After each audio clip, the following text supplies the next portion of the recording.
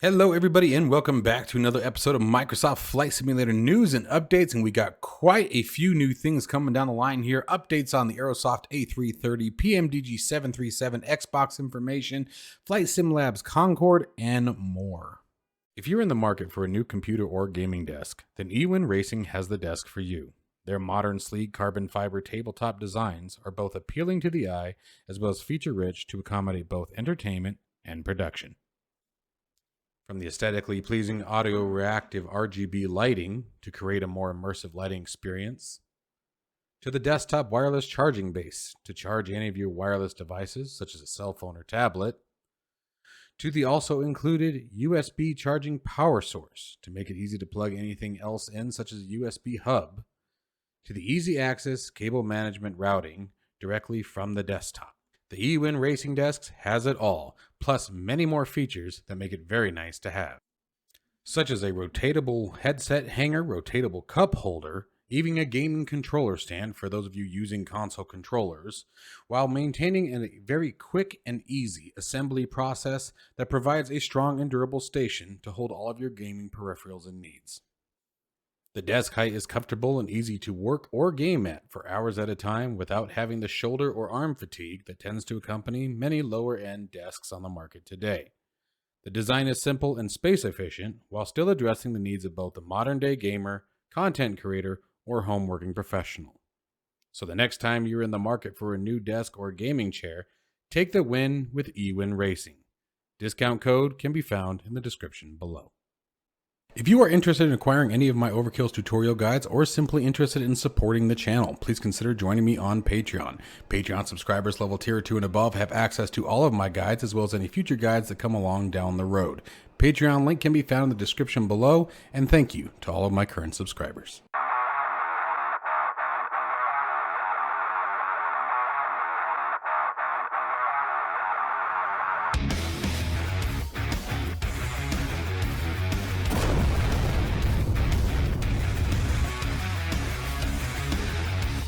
All right, so starting off with Aerosoft's A330. Now, make no mistake, the NDA or non-disclosure agreement is still absolutely in effect.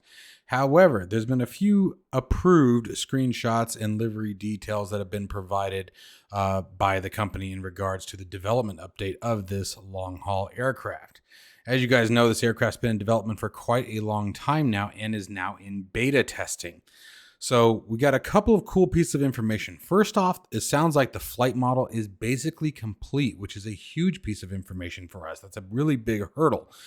They're now working obviously on continuing the development of internal textures, sounds, and things like that. We saw a video a couple of weeks ago in regards to the sounds status of the aircraft and its internal and external engine appearance, if you will, that what you would actually hear.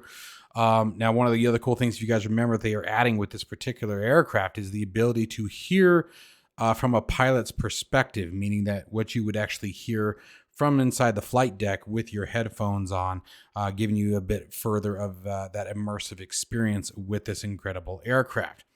This is going to be a fun one. This is an aircraft that's been under development, like I said, for quite a long time, and I'm really hoping that this sets the new bar for, the Aerosoft development of aircraft. I know that the CRJ series did not receive near as well as we had hoped when it first launched. It was there was quite a plethora of problems in regard to those particular aircraft. Now, it does sound like things are going significantly different when it comes to the development of the A330. This is an aircraft that I think will be a very welcome addition to the flight simulation community.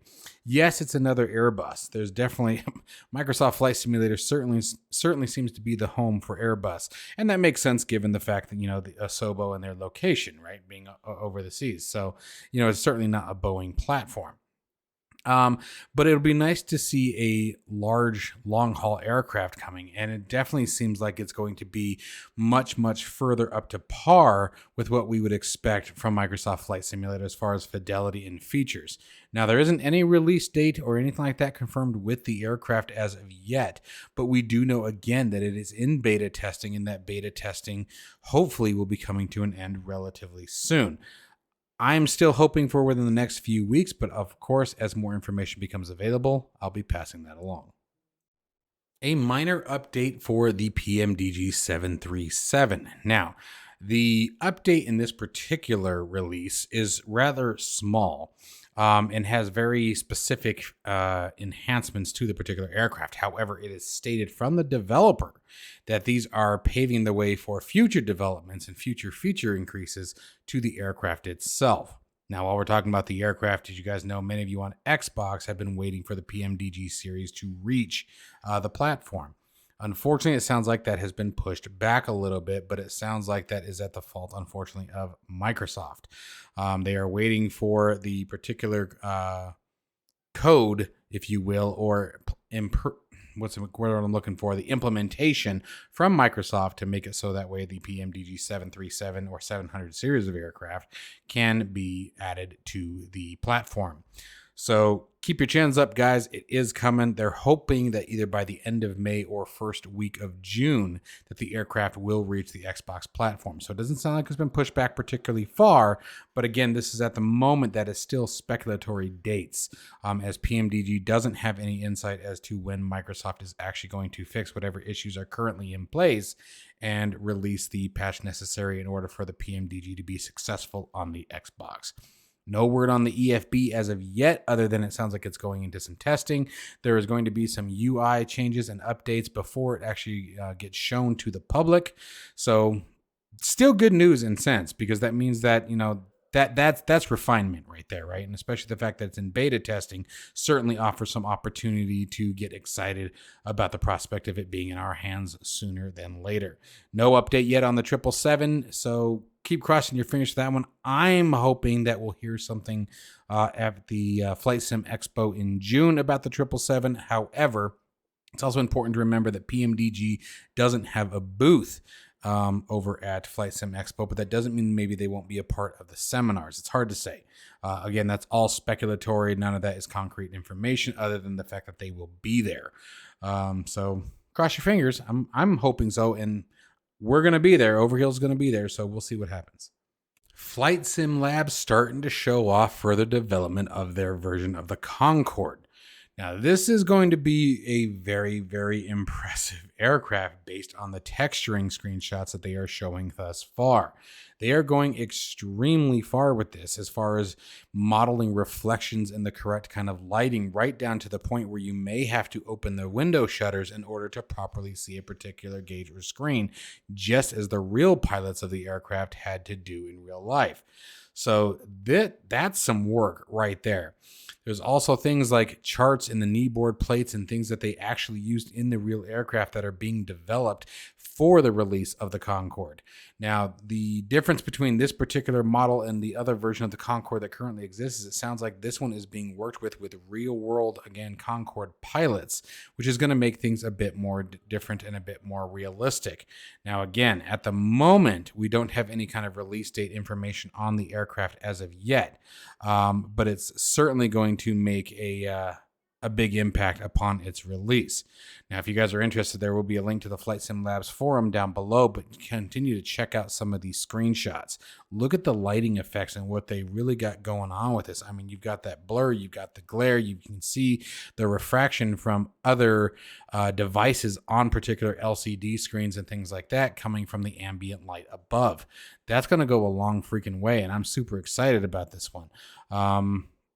I mean, even right here in the daylight, like they are really going in depth with the texturing and modeling. So at the very least, the overall display and feeling when inside the cockpit should be rather spectacular. Let me know what you guys think and whether or not you guys are going to be grabbing the Concord from Flight Sim Labs upon its release. Now, it will be released on P3D first, and then will be released on Microsoft Flight Simulator. But P3D is going to get it first. Remember, you guys, the original Flight Sim Labs Concord was released on FSX, so it sort of makes sense that they are going with P3D and then moving over to Microsoft Flight Simulators. That's going to require a bit of different coding. But this is another one that's definitely got my eye on, and this one might be a lot of fun. Just Flight rocking their magic once again. We're talking about the F-28 Fokker Professional Series.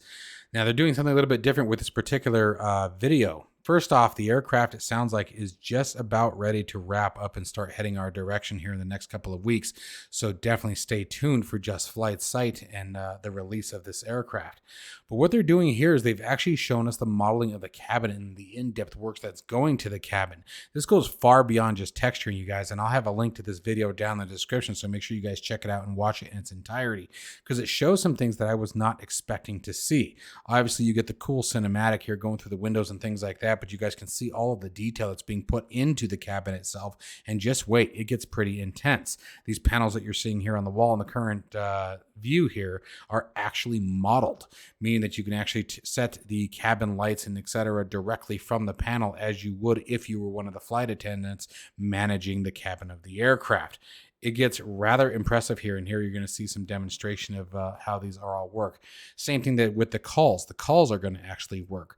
Now, I'm kind of curious how they're going to make this a immersive experience for the flight simulator, meaning that are we going to have preset camera views that are going to automatically take you back to the cabin so you can set that kind of stuff? You know, I'm kind of curious how they're going to manage all of that. But everything from the comfort of the cabin to lighting are all going to be modeled and all currently modeled in this video that you guys are seeing here today. Now, you guys know that Just Flight has always done a great job with the development of their aircraft. Again, their Piper series aircraft are absolutely on par and amazing. The Aero series, it doesn't matter which one you pick. I love them. I absolutely love them. I think they're some of the most fun general aviation aircraft to fly in Microsoft Flight Simulator.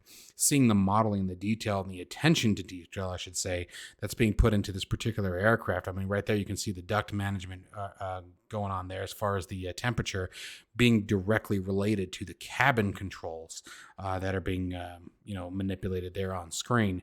That's some serious effort there. Now, some may think that that's something small, but again, if they're going to that extent for things like this, you can only imagine what they've done with the remaining systems of the aircraft. So this is another one that I would definitely be grabbing, and I'm super excited to see what that experience is going to be like and how each point of the experience is going to be managed to a point where it's fun and exciting.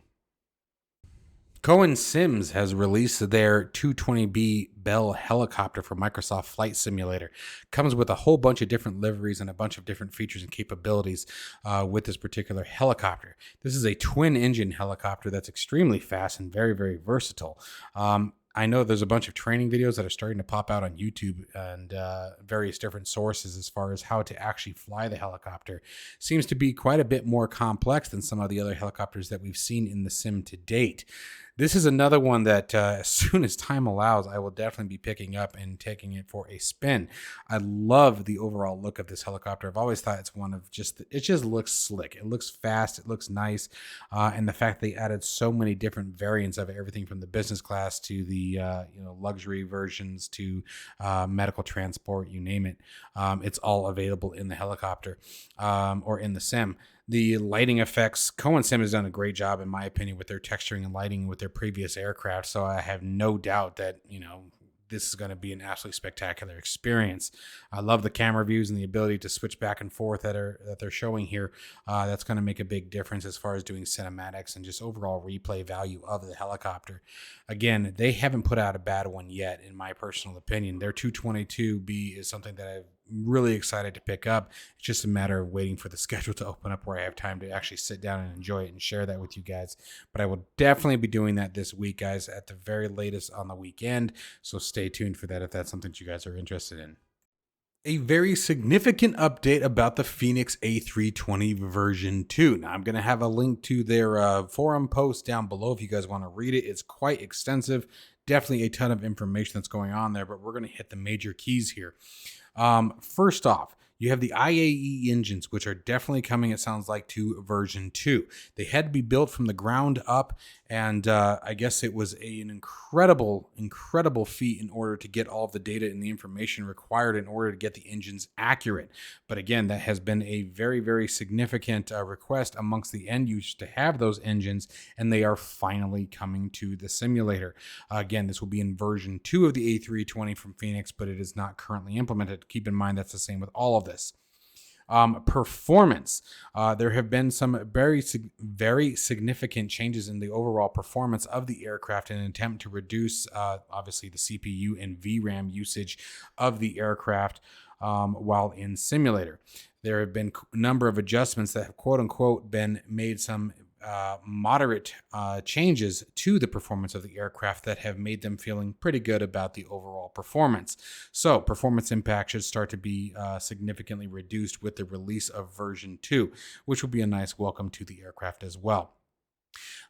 Sticking with performance for a second, we're also going to talk about things like the PFD animations and overall behavior of it. Fonts, texturing, size, lettering, coloring, all of those things are also being adjusted based on the feedback from the community and to bring the aircraft to a much more realistic standpoint.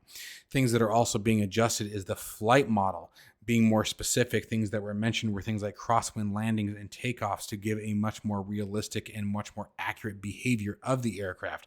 The Fenix A330 is by far, I will absolutely still say, the most realistic performing of the A320 series currently available for Microsoft Flight Simulator, but it comes at a price point of £59.99, so keep that in mind.